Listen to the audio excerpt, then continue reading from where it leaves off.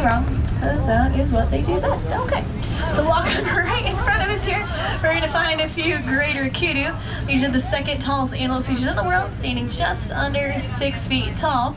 A little bit harder over here on your right-hand side, though, that bottom left-hand corner, there is an okapi hanging back in there.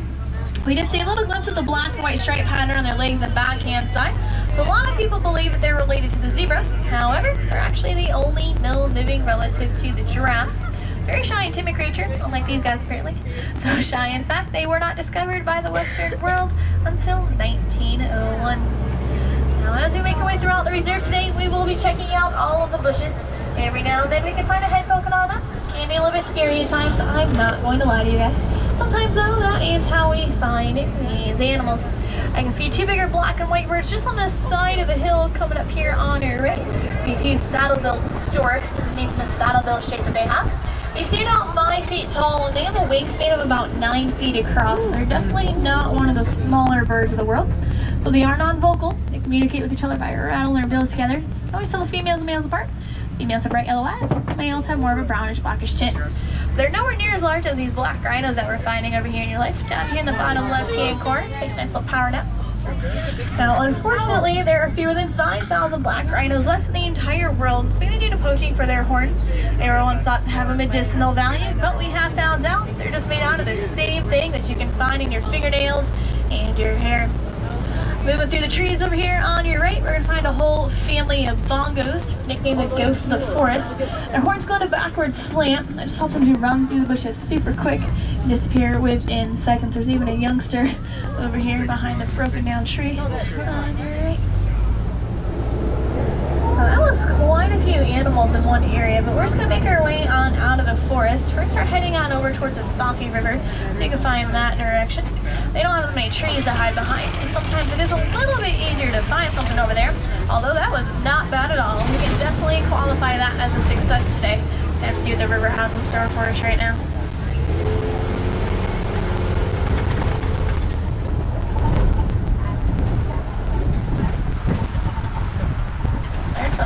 Behaviors happen down in here. Alright, so we're not even going to look in the water right now. We're going to look right up on top of this far bank here on your right hand side. There are a couple of hippos sleeping the day away. I can see how large they really are. They're about 5,500 pounds, so they're definitely not tiny. What we normally find for hippos during the day looks like this here on your left when they're in the water, hanging back behind the island. Now, when they're in the water, they can hold their breath for about 8 minutes at a time, so you don't always see them if they are around. There are actually quite a few down in here, so it's a pretty nice sized group. Those bloat. Not really swimmers though. What they're mainly going to do is sink down to the bottom, and then they will walk or run along the bottom of the riverbank. There's one right here on the edge of the first island, and there's one on the edge of the second island. So there's quite a few of them down in here. All those really large white birds back in the first island, those are a few pink-backed pelicans. And they do get their name from the pink coloration that appears on their backhand side during the mating season. More of a colonial bird. They have been found in groups of 20 to 500 individuals. It's not small amounts by any means, that's for sure. Even still more hippos out here in the islands. It's a very large group. Only, a little baby one all the way out there on your left-hand side and climbing up on one of the adults' backs at the moment. His tiny little head, and down he went. Bye-bye. Got some pretty large now crocodiles out here, about 18 to 20 feet long, which is the same length as a giraffe is tall. But if they stay completely still in the water, they can hold their breath about 2 hours at a time. And they do have a jaw pressure of about 3,000 pounds per square inch. We're going to stay fully seated in the back row for me. Sit down. Thank you. Now, shockingly enough, the Nile crocodile is not the most dangerous animal in all of Africa. That title has been given to the hippo. They're a very territorial animal. They really don't like anyone invading their space, especially when they have those younger ones hanging around. But we're going to go check out the savannah next, and that is typically where we can find some of those more popular animals. Hopefully they're pretty active, making their way through the area. Yes, it's some great views while we're down there. Take one quick little stop by this very large tree here on your right. It is a baobab tree. Its nickname, however, is the upside down tree. It kind of just looks like it has its roots on up in the air. They go leafless for about 9 months out of the year. They will hold all the water that they need in those trunks of theirs, which can easily be about 10,000 gallons. This spot right here, this is my favorite spot in the entire reserve. It's an absolutely beautiful view of how the savannah can just go on for miles on end. Savannah is molded by the animals that live here. The elephants are going to come on through. They'll knock down all of the dead trees. They are the bulldozers. The giraffes going to eat the living trees. They're going to make them all the exact same level. They are the predators. Now, as those antelope come on by, they're going to mow the grass. So everything's pretty much taken care of by the animals, for the animals. We're just really here to observe them. We do a pretty good job of it. I think it's safe to say we need to get some antelope down here in this corner. These bushes are getting pretty tall. Yeah, some work to do for sure.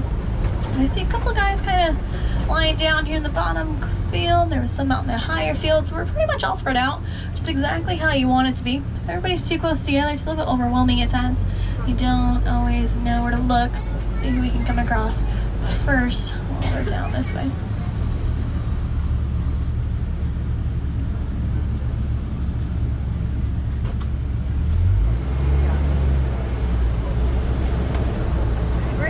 Over here on our left-hand side, they're going to be a little bit tricky to go down in this bottom right-hand corner, but there's also a couple in that back right-hand corner, so that'll help us out a little bit.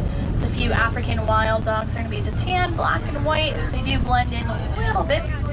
Now, these are the most successful hunters in all of Africa. They're typically led by the alpha male and the alpha female. No two dogs have the same coat pattern. They're all unique and different in their own way. It's kind of like their own individual fingerprint. Though fewer than 5,000 of them left in the world, which are sadly the most endangered predator in all of Africa. Right here in the corner, we have a few Ankole cattle, also known as the Watusi cattle, named after the Watusi tribe that first domesticated them. Those horns aren't heavy, they're actually hollow. They have a honeycomb structure on the inside that acts like a cooling system for them. Horns range anywhere from about 3 to 4 feet in length. If you sable antelope a little bit farther out there, those are the official emblem out here in the Harambe Wildlife Reserve. So they are pretty special to all of us that reside here. But as they grow in age, those horns start to curve back over their shoulders, and that just keeps the predators from jumping on their back when they are not looking. Finding a few young Patterson's eland down here as well. Those are going to be the tallest antelope species in the world, standing 6 feet at the shoulders. We've actually found the children for now. So we have Juvenile, who appears to be on babysitting duty at the moment on your right. And we have the little baby. We'll probably let him across in front of us here. So we can go catch up with his sibling. Mom does kind of let the older one watch out every now and then, just so that way they are ready to take care of their own children eventually. I don't see a male around either. He's pretty easily identifiable. He's about 2,000 pounds of pure muscle. It's not a small animal by any means. Although they can get that large, they can still jump 8 feet up into the air from a complete standstill. They could jump into a strut if they wanted to. It's never happened. Something never does. Be very scary indeed. While we've been driving through here, we have been passing by some really tall red mounds that have been on either side of the truck. These are a few termite mounds. They're as hard as concrete. So animals like giraffes and elephants do like to use them as a scratching post, and eventually they're going to get worn down. And while antelope will use them as a lookout post. They're only made out of 3 materials though: mud, spit, and animal dung. Not the best 3 things out here. I will admit, but you can only work with so much when you are the size of a termite. We look a little bit higher than what we've been doing so far. Look all the way up on top of this hillside that's in front of us. So the back left-hand corner, there's a couple Maasai giraffes all the way up inside of the actual palm tree section up in there. There's 2 there, and then I did see a 3rd one initially there in the more back right-hand corner. Looks like Maasai giraffes. We can normally tell that by looking at the irregular pattern that's on their body. Those 2 look fairly small though, so those are probably sub-adult teenagers. They should be reaching up a little bit higher if they were fully grown. So look at that 3rd one's in that back right-hand corner. There's his head. So he reaches on up into the tree. So there's a tower of giraffes. But as they make their way through the area, they do get the nickname the Journey. Sometimes you hear either word being used. A few small little teen guys here on your right. A little springbok. You can jump 6 feet up in the air and 13 feet across. Only 3 feet tall though. That's all they're ever going to get. There's also that herd of white-bearded wildebeest over there. They participate in one of the greatest migrations in the world. It was a Great Migration. Researchers were able to find one group instead of 2.8 million wildebeest. They're the 2nd most populated mammal. Second only to those humans, of course. Here's that 3rd giraffe again, so about 10 o'clock over here on your left-hand side. They get a much better view of it on this angle. Looks like they're trying to find some good trees to munch on. This might not exactly have found exactly what they're looking for just yet. To help them out though, they do have that 18-inch long tongue that just helps them to reach the leaves and branches that are just out of reach. It is purple in color, so their mouths quite often can be rather painful. It's already a sunburn. There it is again. So we're getting a couple different angles on that one giraffe at least. other than that, I'm not seeing too much else around here, which is perfectly fine. This is only one small section of savanna, so a lot more ground to cover and a lot more time to do it. I did want to find you guys something larger, and it looks like we have done just that. Right up ahead of us here. And a picture perfect spot, too.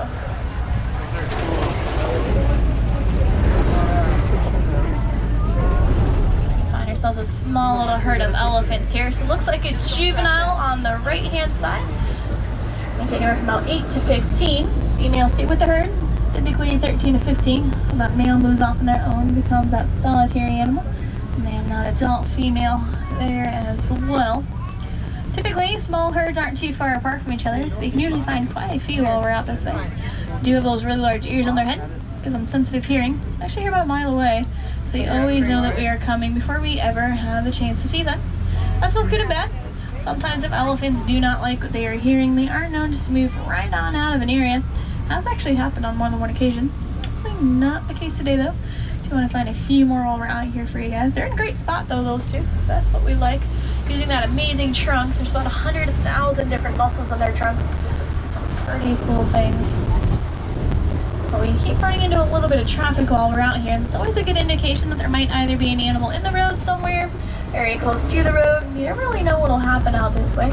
These animals do have a mind of their own. They pretty much do whatever they want to do when they want to do it. Kind of like those kudu earlier. All these animals do control the reserve. They know it.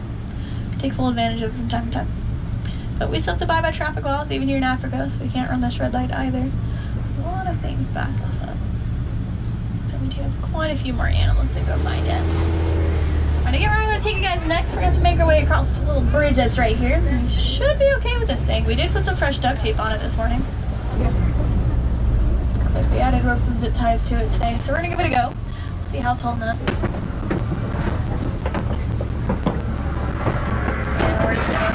Ignore all those noises that it's currently making. Oh my gosh! Oh my gosh! Oh my gosh! Oh my gosh! Oh boy! Oh boy! Oh boy! Oh boy! Okay, I think we're good. We're just gonna slowly get off of it, and we're gonna get out of there. Okay. We should probably figure out something a little bit stronger. I wonder if Gorilla Glue would work. Should probably get that figured out. Ooh, here we go. Few tusk marks and some footprints down here in this clay. It's actually a good sign of elephant activities. They do eat this clay. It has some nice minerals in their diet. Here's a very young juvenile here on your left. Those tusks are pretty short, so it's just starting to come through.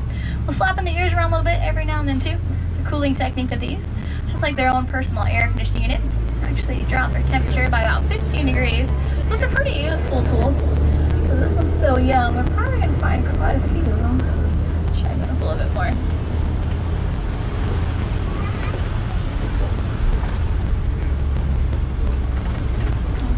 Back corner.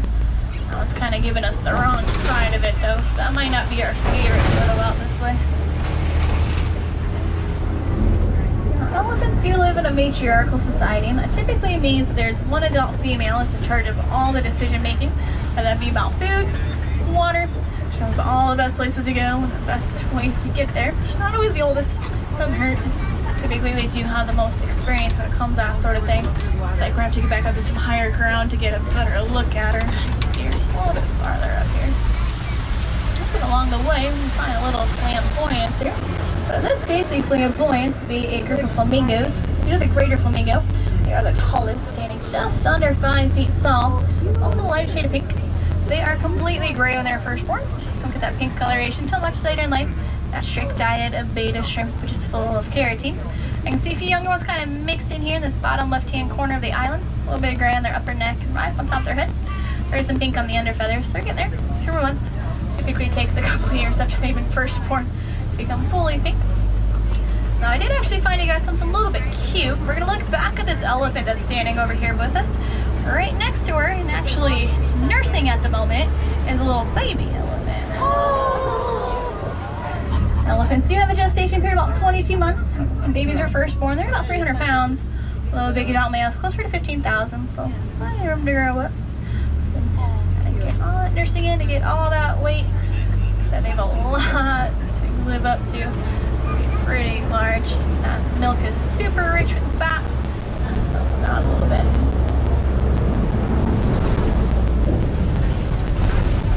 Looks like a wardens were able to stop some poachers that made their way onto the reserve, trying to get some of those elephant tusk and rhino horns back. Unfortunately, poaching is still the #1 leading cause of population decline for both of those species. We're really trying to stop that if we can. It's not an easy battle to win though. It does seem like it's absolutely never ending. Some of those larger animals like to hang out in a mud wallow. Definitely gets used out by those white rhinos down the road there on your right. They're big. They're about 5,000 pounds. Those in the black rhino that we're able to find earlier is closer to 3,000. All rhino species do have horrible vision. They only see about 3 to 4 feet in front of them. They have that excellent hearing and smell to make up for it.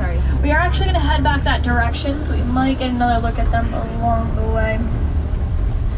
We're starting to come through a few areas where some of the animals that like to hang out are a little bit harder to spot. Quite a few of us on this truck though. A lot of extra eyes. If anybody else hanging around here, we should be able to find her. Ooh, she's going to be very, very tricky. Okay, I'm going to try to set you guys up as best as we can here. So we have these giant group of rocks right here next to us on your left-hand side. The 2 trees directly behind them. Go in the middle of the trees, all the way up into the brown, almost before you reach the sky. There's a cheetah lying down back in there. She kind of just looks like the random yellow log. She's got her white belly poking out at us. She's looking right in our area at the moment. It's the fastest animal in the world. Her speed is about 65 to 70 miles an hour if they really push themselves. They are more of a daytime predator. Really only weigh about 100 pounds. Like I say, with the larger cousins that are more active during the evening hours. One of the very few big cats that do not roar, they purr, or make a chirping noise. Kind of makes them sound like a bird. We're here to find a group, but if you ever do, so as a coalition, a good majority of the time, they are related to each other one way or another. Oh, and then right as we turn the corner here, I want you guys to look at the second highest rock, all the way up top, wide awake. Beautiful lion. Now, normally, lions sleep on average 18 to 20 hours a day, so what you're typically going to find, much more active when the sun goes down, but I guess because it's not super hot out here, I don't mind being awake a little bit longer. When they are awake like this during the day, night-night. When they are awake during the day, they're going to see exactly like we do. But once the sun has set, they'll have that nighttime vision 6 times greater than our own. So that special padding on the bottom of their paws, it does let them get nice, stay close to their prey. Females are going to be more the hunter, males are more the protector. You see it's not a rough surprise. While the girls head on down and get some much needed food. We're going to get another glimpse of those rhinos really quick out there on your right. We're still going to get one more look. And then there goes my best friends chasing the truck. There's the birds, the ostrich. Can't fly, but let's make up for their speed about 40 miles an hour. But their favorite game is trap the truck. And there was the truck going that way. So they're going to go find it and play. I do see 2 female lions out here as well. One of them is kind of rolling down here on the main part of the rocks, but she's kind of higher in some grasses. There's a second female who's really awake that you can actually see pretty well. All the way up on top next to the male. It's got that great vantage point up there. You can see everything around them before any prey item will ever be able to find her. So it seems like the male just kind of keeps glancing up every now and then just to make sure that she's still okay. Make sure everything's fine. Great up there.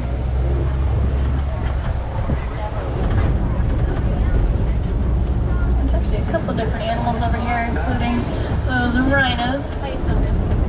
I get really close to a few bombsbok lying down right next to us over here on your right. They're a very special animal. There's only about 20 of them left in the entire world at one point. So they're brought on reserves like this one and try to help their numbers grow a little bit. It is working. It's not as quickly as we would like. We're still, it's going to be enough to save that species. And I'll see those really large eggs underneath that mossy tree there on your right. A few ostrich eggs. They're about 3 pounds apiece. They're very sturdy. Anything weighing about 300 pounds can sit in one of those eggs and it will not break. Don't even get a scratch on it. The one ostrich egg is the equivalent of about 2 dozen chicken eggs. They're going to form a communal nest. So you have a whole bunch of adult females laying those eggs together. Take turns watching over them. But they have absolutely no problem leaving those eggs for extended periods at a time. I don't know if it's going to happen. They're pretty safe and sound. And most of the time, only a third of them are going to hatch anyway. Not every single egg is fertilized. Once again, similar to chickens, they're going to keep laying and laying and laying, even if they have not aged recently. This last area here, this is the Gownie Glen, where some of the shyer animals do like to come hang around. A whole bunch of different hiding places through here, so we don't always see somebody. It looks like we are lucky enough to find a scimitar horned oryx here on your right. This is a desert antelope that can go 9 months without a single drop of water. Get all water they need for the food that they eat. Won't even start sweating until they reach an internal body temperature of about 115 degrees Fahrenheit. Not really doing so well. They did go completely extinct in their natural environment. just as of 2016. Researchers were able to feed them back on out there. But now those numbers have started to grow a little bit. They are still listed as critically endangered, which is the worst off that you could be unless you are extinct.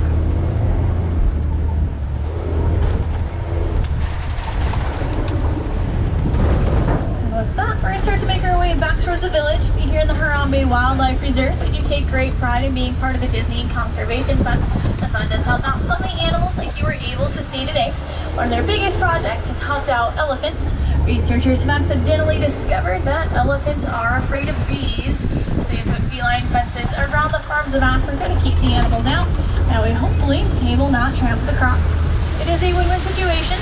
Unfortunately, if those animals were to get too close to villagers, they would end up poaching them. Hopefully, this can stop that. Sadly, there's still about 96 elephants that are poached every single day for those tusks.